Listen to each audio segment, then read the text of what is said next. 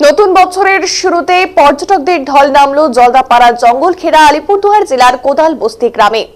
পর্যটক ভর্তি গাড়ি নিয়ে চলছে জঙ্গল সাফারি, আর পাশাপাশি হাতি, গন্ডার, বাইসন সহ একাধিক বনজন্তুকে একসাথে দেখতে পাওয়ার এবং নতুন বছরের শুরুতে কোনো উপহারের চেয়ে কম মনে করছে না পর্যটকেরা।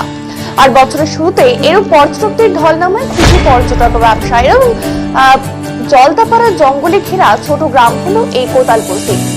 বর্তমানে দিনে 4 ধাপে 4টি গাড়িতে সাফারি এবং হাতি সাফারি হচ্ছে এখানে। এছাড়া শুধু জঙ্গলে গেলেই যে বন্য জন্তুর দেখা মেলে এমনটাও কিন্তু নয়, পুরো গ্রাম জঙ্গলে ঘেরা হয়।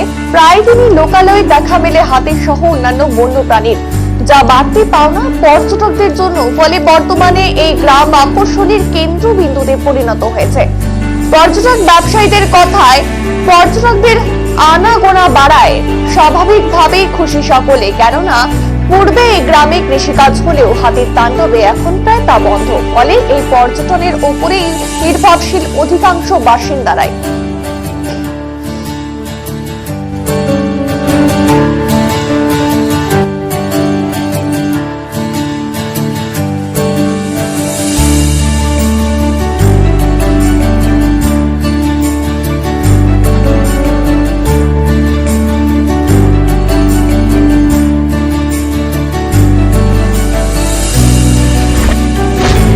আমরা এখানে কলকাতা থেকে এসেছি ঘুরতে, মানে অসম্ভব সুন্দর আমাদের এই জার্নিটা হলো।